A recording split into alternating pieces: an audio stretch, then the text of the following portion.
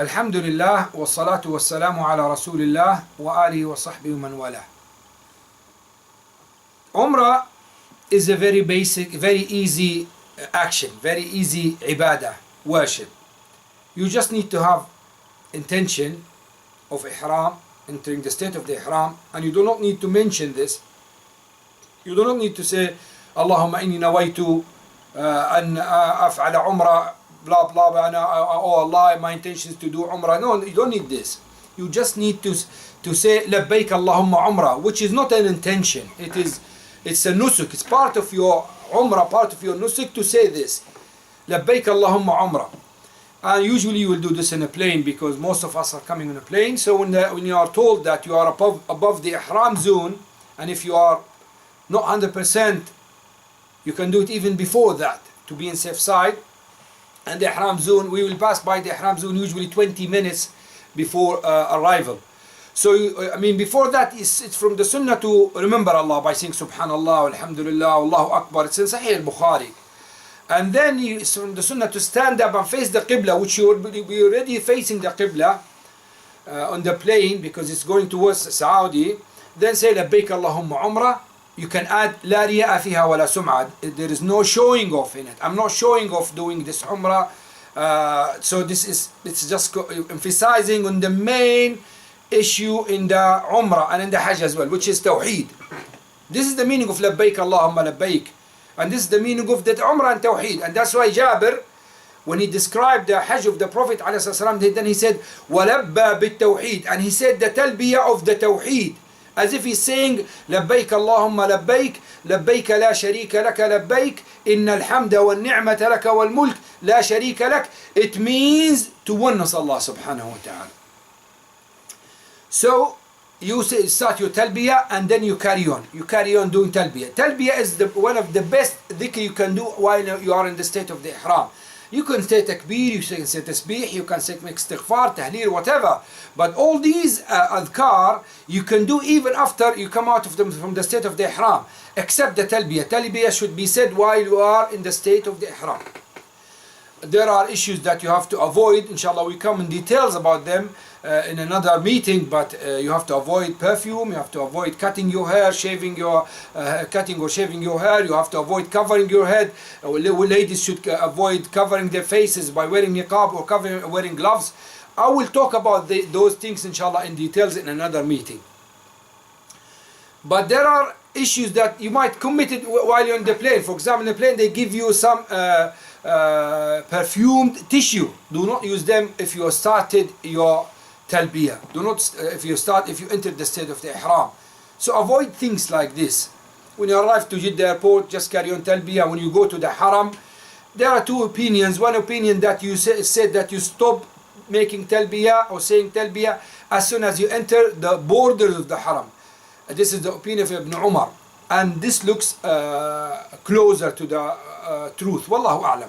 Opinion of Ibn Abbas, Ibn Abbas to stop the talbiyah when you start your tawaf in front of the black stone. So when you go to the Umrah to do the tawaf, you have to make ittiba'. If you are a man, you have to make ittiba', which means that uncover the right shoulder. Uncover the right shoulder is ittiba'. And this is to be done in 7 rounds in Tawaf al-Qudum, the Tawaf of the Umrah when you arrive. It's not in Tawaf al-Ifada with the one you are going to do in the Hajj. It's only in the Tawaf al-Qudum. And in the first 3 rounds, it's from the Sunnah to do Ramal, which is walking fast. You're not running and you're not walking normally. You're moving your shoulders and you're walking fast. This is Ramal. It's Sunnah to do in the 3 rounds if you can do. If there is a crowd or you have a mahram, you might lose her. If you do Ramal, then you do not do it. And this is only for the man. Woman is not required to do Ramal. And obviously, ittiba', she cannot do this. So start the tawaf. Tawaf, when you face that black stone, say Allahu Akbar and you raise your hand. I'm not saying you kiss that black stone or touch the black stone and kiss your hand or touch the black stone with anything that then you kiss it, because this is very, very, very difficult. You might spend ages before you do this, and maybe your Umrah will take 10 hours if you are going to touch the black stone in every round. So it's enough to say Allah, face it and say Allahu Akbar, or raise your hand and you go. Leave the Kaaba on your left hand side and then you do tawaf. There is no specific dua to say or to do on the tawaf. It just make general dua, and it's good to choose the dua from the Quran and the Sunnah. Allahumma innaka afuwun tuhibbul afwa fa'fu anna. Any dua that is mentioned in the Quran and Sunnah, it will be better to say it. But you can do any dua you want. And the first corner is the black stone, the second corner and the third corner, and the fourth corner of the Kaaba is, we call it Ar-Rukn al-Yamani. When you reach the fourth corner, the corner just before the black stone, then this is Rukn al-Yamani. When you reach it, if you can touch Rukn al-Yamani, then it's from the Sunnah to touch it. No kissing, no signing or raising your hand towards it. You just need to touch it, wipe it if you can, if not just leave it. And from there, it's from the Sunnah to start saying رَبَّنَا آتِنَا فِي الدُّنْيَا حَسَنَةً وَفِي الْآخِرَةِ حَسَنَةً وَقِنَا عَذَابَ النَّارِ, until you reach the corner of the black stone, and then you do the same. 7 times. 7 times you do the same. On the 7th one, do not raise your hand towards the black stone.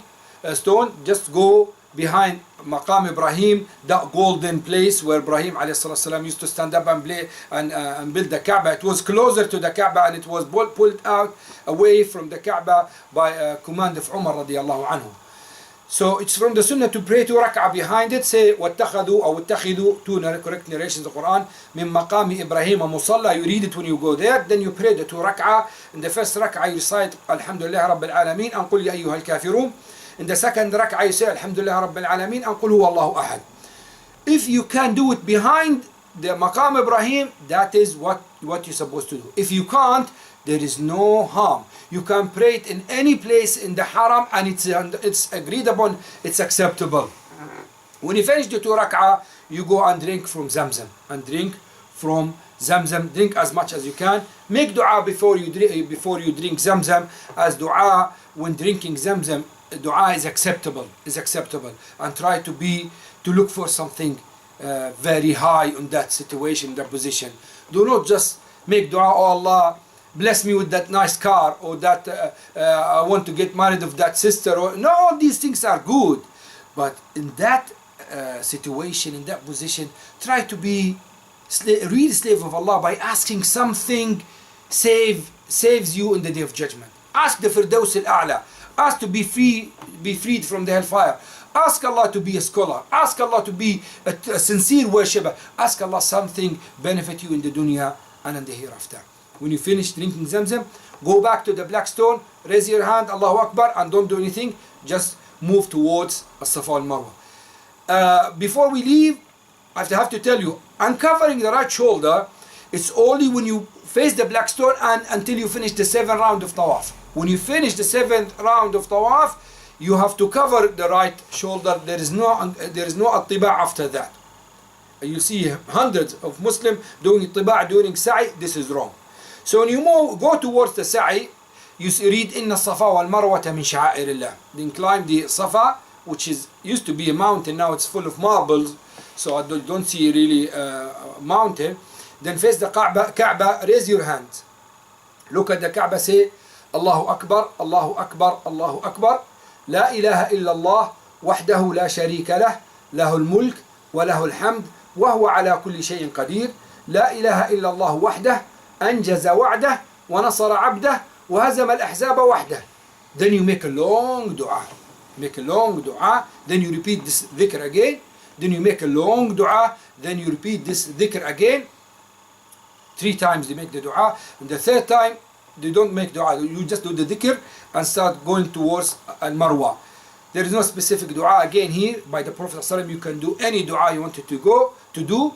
But when you walking towards Marwa, just look at your hand side. There will be a green light. This green light is a sign of the beginning of the valley before. This used to be valley.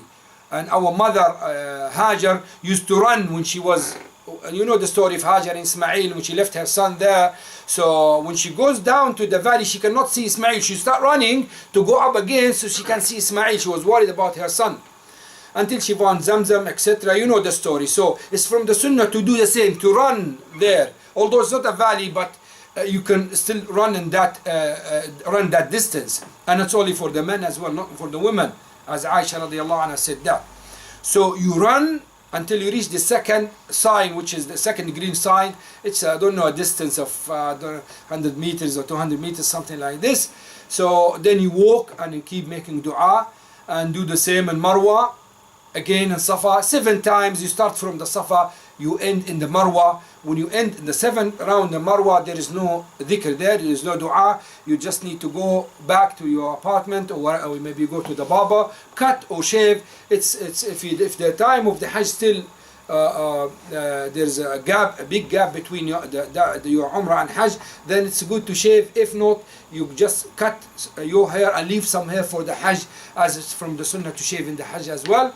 So when you finish this, you have finished your Umrah, and you come out from state of Ihram. Now you are in the Hill, which means that you are not Muhrim. There is nothing harm on you to live. It's just normal life. Just bear in mind something: you are in Mecca. Mecca is a very holy place where you have to show respect. We have to fear Allah subhanahu wa ta'ala. We have to show more obedience to Allah subhanahu wa ta'ala in that place, as it's Allah subhanahu wa ta'ala indicated to very strict rules and very difficult fact when he said وَمَنْ يُرِدْ فِيهِ بِإِلْحَادٍ نُذِقْهُ مِنْ عَذَابٍ أَلِيمٍ. And which means that if someone just had intention, have the intention to disobey Allah, he will be punished, even just for having intention to disobey Allah in that area. Which means that if he commits the sins, it will be worse and worse. So be careful. Try to increase your time of the ibadah and dua, and try to increase your salah in that holy place. أسأل الله بمنه وكرمه أن يوفقنا وإياكم لما يحب ويرضى، وصلي اللهم وسلم على محمد وآله وصحبه أجمعين.